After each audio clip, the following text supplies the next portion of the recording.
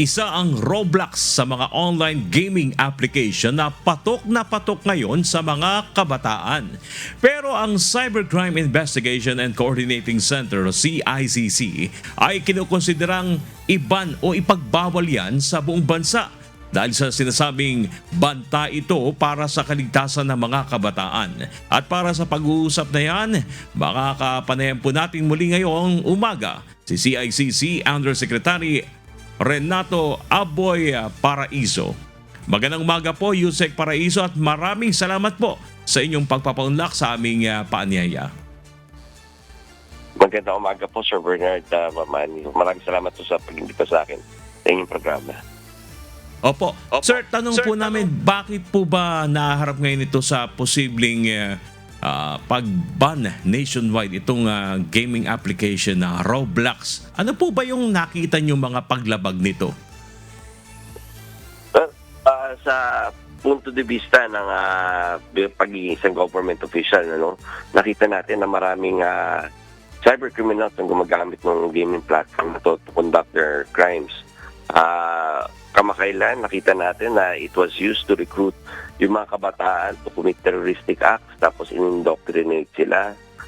Makikita rin natin na itong mga platform na to nagagamit para yung mga cybercriminals mag-transact business nila. Halimbawa dyan yung illegal drugs trade, illegal arms trade. Makikita din natin na the platform is being used to commit and perpetrate itong mga child molestation and child pornography. So punto de vista naman, ang bilang isang magulang, nakikita natin na yung mga, halimbawa, ako parati kong sinasabi, yung anak ko, classic example na lang yan nakikita ko nung naglalaro siya, nagiging irritable, at nung minanmanan ko, nai-expose siya sa mga violent contents and mature contents dito sa platform na to.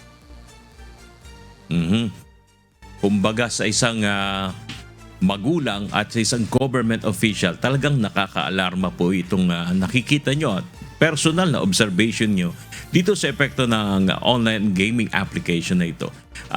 Tama po ba na binibigyan sila ng isang buwan para ayusin itong mga issue at mga concern patungkol dito, sir? Ano po ba yung mga kailangan nilang sundin para sila ay payagan?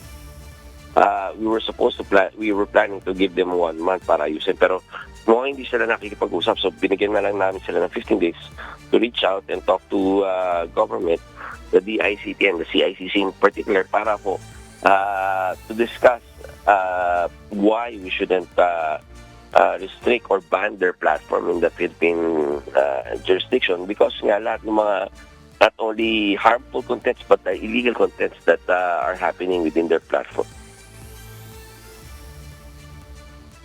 Mas pinaiksi natin, Sir Bernard.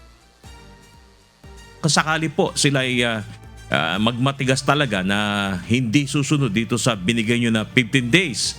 Ano na po yung susunod na gagawin po ng CICC para talaga hindi na sila makakapag-operate dito sa Pilipinas? Mas matigas po kami, Sir Bernard, maniwala kayo. Mamaya may makikipagpulong na ako doon sa mga telcos para to discuss how to effectively ban yung signal ng Roblox dito, na kahit may application kayo, marirestrict, hindi kayo makakapaglaro doon sa application nila, at pahaba kahit yung platform nila, yung website nila, ibaban natin dito na hindi na makikita at hindi na ma-access sa Pilipinas po. Ayun, so capable naman po pala tayo, sir, na gawin yun, na kahit ayaw nila sumunod, matigas kayo, mas matigas kami ang CICC, kaya capable po ang ating government na sila talagang totally i-block. Sir Bernard, yan nga yung pagpupulong namin kanina. Ang sure ko, kayang-kaya ho ng mga telcos at kaya ng pamahalaan na maban yung webpage nila. At tinitingnan natin yung capabilities natin na maban pati yung access do sa mga applications. Kasi madali ho yun yung i-restrict yung yung pag-web-based yung application, ang tinitingnan natin kung may kailangan pa tayong i-digtag or i-improve na systems, or kung kinakailangan na mag-acquire tayo ng bagong capabilities para gawin yan. So sir, i-clear ko lang po ulit, wala pa rin hanggang sa ngayon na nakikipag-ugnayan sa inyo mula sa Roblox, ano po? Wala pa po. At base doon sa mga ibang pakikipag-usap ng ibang bansa sa kanila, talagang hindi rin talaga nakikipag-usap tong platform na to eh. Mhm. Sir, mensahe po natin sa ating mga publiko, lalo na sa kagaya nyo pong isang magulang, ano po ang maipapayo natin para po makaiwas na yung kanilang mga anak dito sa napakatindi pala ng masamang epekto nito sa ating mga anak? Ano po ang mensahe nyo, sir, sa ating mga magulang? Sir Bernard, ano lang bilang sa magulang, kailangan natin talagang tutukan yung mga anak natin with everything they do online. Huwag na lang yung sa roadblocks lang natin ilimit doon, pero lahat ng pakikipag-ugnayan nila online. Manmanan natin sino yung mga nakakausap nila sa mga chats nila. Tingnan natin yung mga activities nila online. Tingnan natin kung ano yung mga pinapanood or nilalaro nila, kung ano yung mga klase ng contents na ginagawa nila. And siguro manmanan din natin yung pagbabago sa ugali ng ating mga anak. At ito yung pinakasinyalis nung either sobrang pagkababad or sobrang pagka-expose ng mga ito sa iba't ibang mga contents na nakakasama na ho para sa kanila.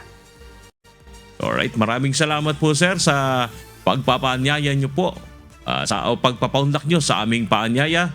Undersecretary Aboy Paraiso ng Cybercrime Investigation and Coordinating Center o CICC. Maraming salamat din po. Good morning po.